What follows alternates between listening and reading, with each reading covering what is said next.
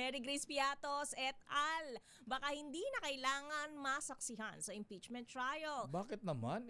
Gusto natin makita si Mary Grace Piatos kung sino siya, maganda ba siya, bata, may edad na, ayan.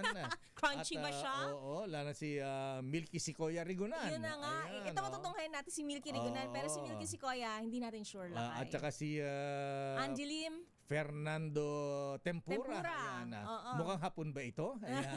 Arigato. Arigato gozaimasu. Aris number 12 manang Milky Rigunan, please come in. Lakay at Teya, naku, mukhang hindi mo na masasaksihan, Teya. Bakit?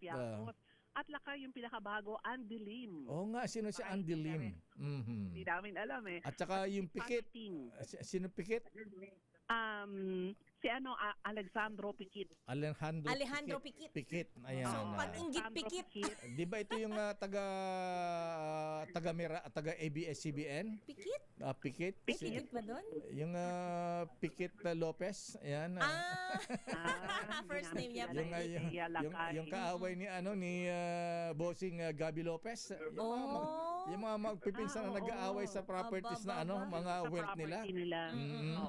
Pero at least yun, Lakay at Teya, totoong tao. Itong Pikit na to, hindi natin alam kung talaga nag-i-exist. Pati yung meron pa siyang ka-apelido si Mary Grace Piatos na hindi masagot kanina ni attorney o ni Congressman Joel Chua at ni Congressman Zia Alonto Adjong kung kaano-ano niya itong Renan Piatos. Pero baka hindi na daw isa lang sa pagtalakay sa Article 1 o confidential funds sila Mary Grace Piatos at iba pang mga kahina-hinalang pangalan na nasa acknowledgement receipts ng confidential fund ni Vice President Sara Duterte. Ang House Prosecutor Joel Chua kung tingin ng House Prosecution Panel na sapat na ang paglalatag ng mga ebidensya, baka hindi na ipatawag sila Mary Grace Piatos at iba pa. Paliwanag ni Chua sa pamagitan nito makatitipid ng oras at makatutulong para hindi daw masyado pang humaba ang paglilitis sa Article 1 o confidential funds. Bukod dito, sinabi ni Chua sa mga hearing ng House Committee on Good Government and Public Accountability noong 19 Congress na establish ng Philippine Statistics Authority na talaga namang hindi nag-e-exist ang mga ito. Base sa pagsusuri ng PSA, walang birth, marriage o death certificates ang sinuman na nabanggit na nakinabang sa confidential funds ng OVP na nakapirma sa kanilang authorization receipts. Narito si House Prosecutor Joel Chua.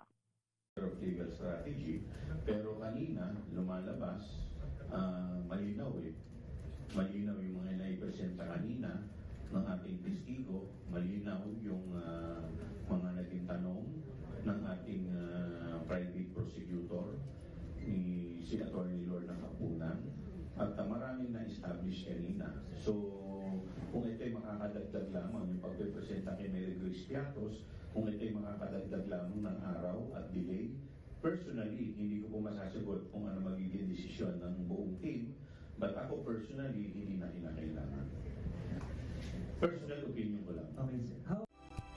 Sa pagharap naman ni Roderick Wamil, ang dating State Auditor ng COA-ICFAO o Intelligence and Confidential Funds Office, bukod kay Mary Grace Piatos, nakalista sa mga acknowledgement receipts si Renan Piatos, Nova Santos, Miko Harina, Janice Marin Revilla, Pati Ting, Andelim, Alexandro Pikit, Fiona Biong, Sisfronio Balsac at Gabriel Bisaya. Naniniwala din si Chua na napatunayan ni Wamil ang mga questionable disbursements sa confidential funds ng OVP base sa mga dokumento na certified ng Commission on Audit. Ako si Milky Rigunan para sakay. Nadagdagan, meron pang Fiona ngayon ha. Oo, may Fiona na. Para sa Shrek yata ito. Oo nga, yung partner ni Shrek yun baka producer ng movie. Fiona Biong. Ayan, Fiona Biong. Ang mga bago. Nawala na yung gusto malakay si Fernando Tempura. Ayan. Favorite nila kayan, wala. Pero ito yung mga bago ngayon lakay at Teya at paulit-ulit nga si Andilim ang binabanggit kanina. Ayan na, pero para mawakasan ng mga controversial alias na ganyan dapat iniisa man lang si Mary Grace Piatos man lang mailabas. Para makita kung totoo nga ba ito o hindi. Oo. Pero lakay at Teya, kung pagbabasehan mo PSA, talagang hindi sila nag-exist. Ngayon, ang katwiran kasi, di ba, pag intelligence fund, ibibigay sa isang tao, hindi naman sasabihin toong pangalan. Mm-mm. So, Alam na. okay, Alam na nating Sabi ka ng- alam na nating alias yan naman ng Milky, pero gusto Oo. natin malaman kung sino yung taong gumamit ng alias Yes. na Mary Oo. Grace Piatos. yes.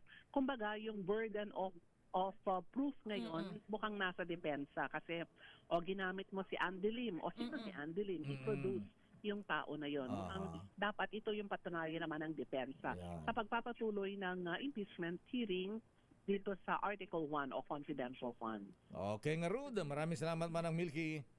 Magandang hapon, Lakay at Thea. Ako si Mildred Guna nagulat para sa DCRH. Una sa Pilipinas, una sa Pilipino.